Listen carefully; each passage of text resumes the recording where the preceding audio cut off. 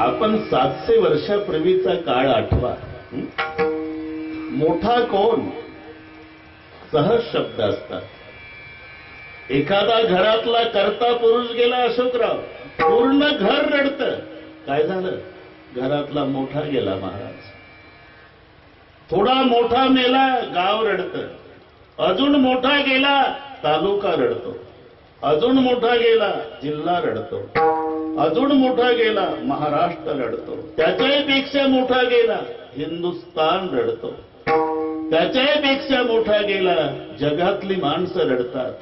अरे मोठा त्याला म्हणतात ज्याच्यासाठी परमात्मा ढसा ढसा रडतो, ते संत ज्ञानेश्वर महाराज.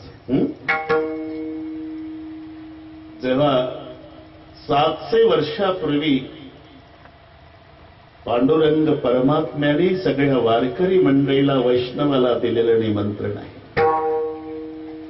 पूर्वी गर्दी कमी असायची उद्धव महाराज, म्हणून वारकरी जाताना दर्शन घ्यायचे देवाचं 700 वर्षापूर्वी, आणि दर्शन झाल्यावर वापस येताना जाताना आलो बरं का देवा, आणि वापस जाताना येतो माय बापा, झाले दर्शन तुझ्या आता, येतो माघारी पंढरीनाथा. तेव्हा देवही रडायचा आणि वारकरी रडायचे. पण या वारीला मात्र देवानी सांगितलं, हे पहा, मी तुम्हाला फक्त 2 वेळा बद्दलची विनंती केली होती, आषाढी कार्तिकी विसरू नका मज.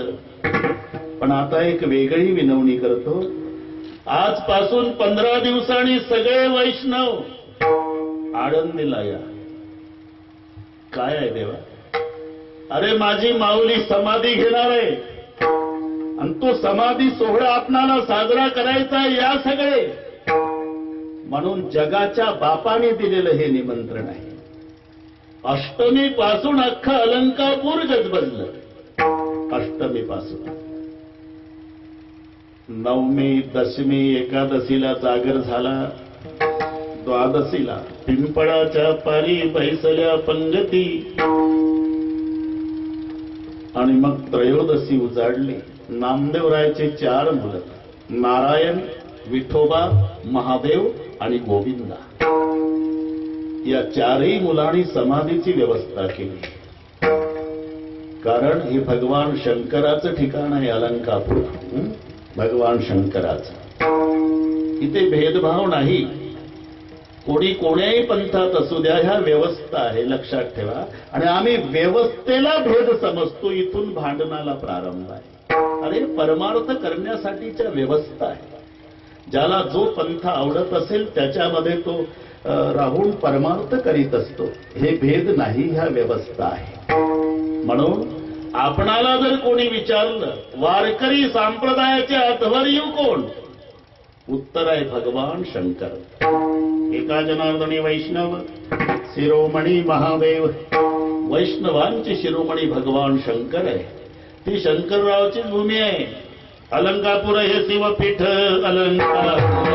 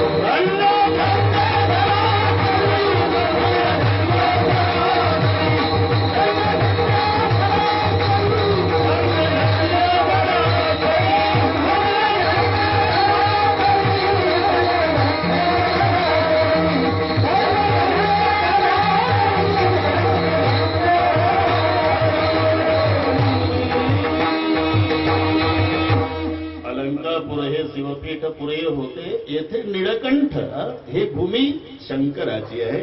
दैवताचे नाव सिद्धेश्वर. मग या चौघांनी केलंय काय? उठविला आनंदी शिव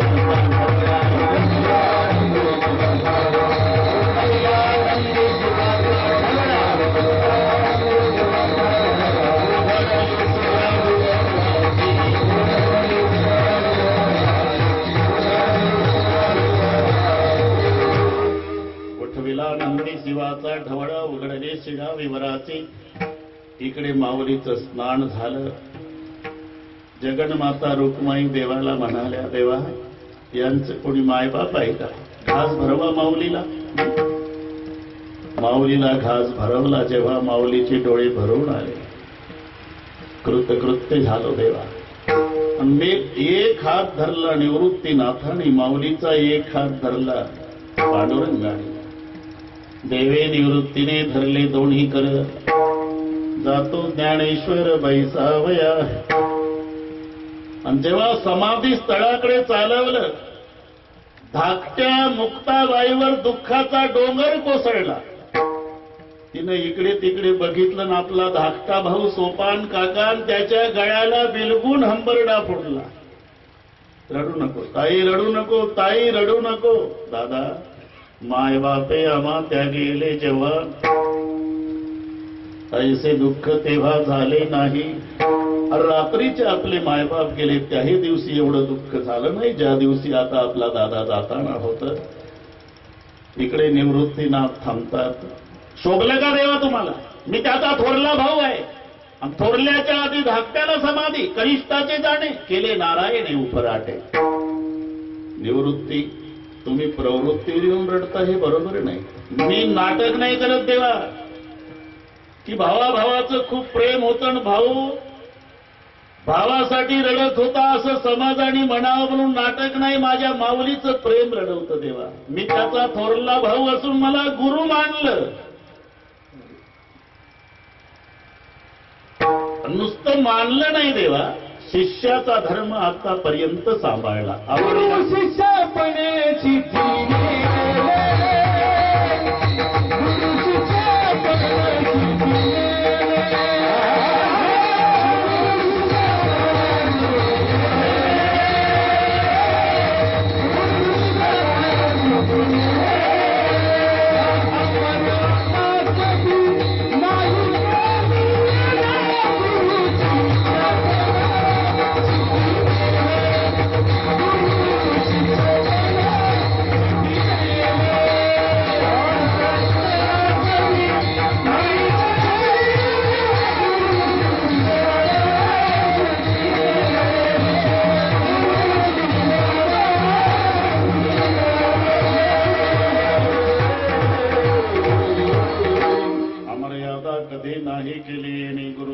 पण सिद्धी नेले, वैराग्याच्या गोष्टी ऐकल्या काणी आता ऐसे कोणी होणे नाही.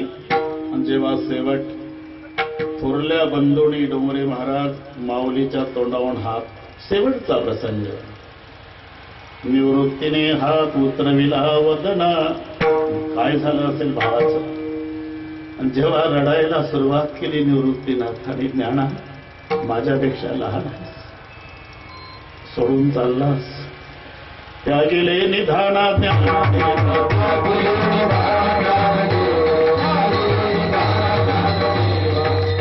निवृत्तीने हात उतरविला वदना, त्या गेले निधाना ज्ञानदेवा. माऊलीने हात जोडले, दादा शिष्याचा धर्म सांभाळण्यात काही अपराध घडला असेल जीवनात तर मला क्षमा करा. निवृत्तीनाथ म्हणाले, ज्ञाना रात्रीचे मायबाप टाकून गेले आणि माझ्या गळ्याला बिलगून रडले. निवृत्ती ज्ञाना सोपान मुक्ताई झोपलेली आहे. सिद्ध बेटातली घटना. सकाळी जाग आल्यावर तिन्ही अंथरुणात उठून बसतील. माझे तिन्ही लेकरं तुझ्या गळ्याला बिलगून रडतील आणि तुला विचारतील, दादा आई कुठे गेली, बाबा कुठे गेले. माय बापाची जन्मभर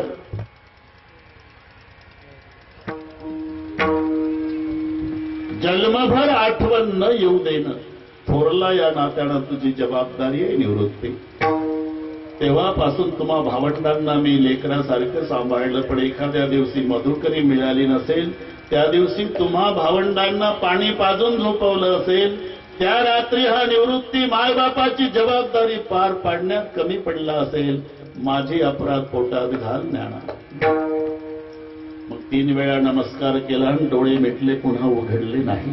शिळा बंद केली आणि जेव्हा रडारड सुरू झाली, नामावणी देवा घार गेली, उरुण बाळ दाणादान पडिली, बांधला पेंडाचा तुटला असे, आळा तुण रानो माळा पांगले असे, वगैरे वगैरे.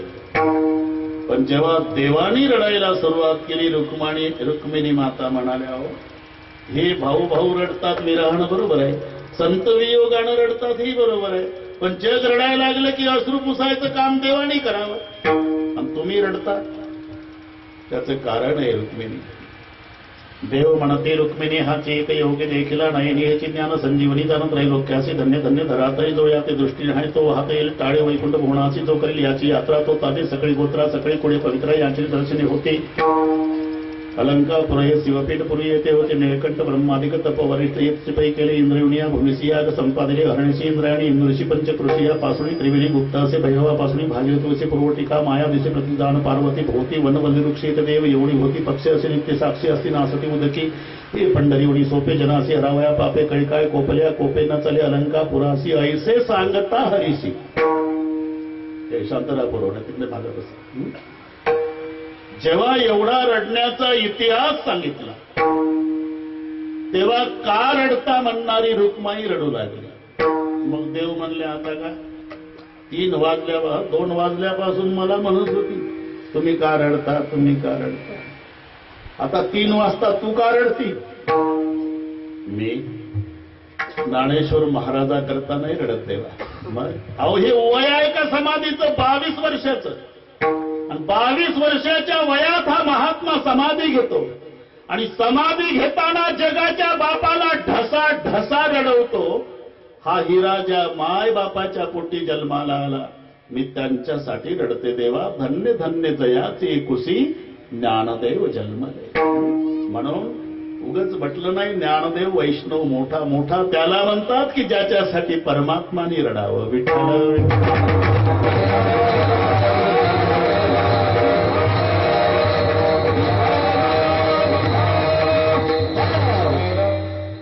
सर्वांच्या परिचयाचा आहे. डोंगरे बाबा वेळेत संपवायचा प्रयत्न आहे, तुम्ही काही काळजी करू नका. ते मुलं व्यवस्थित बसत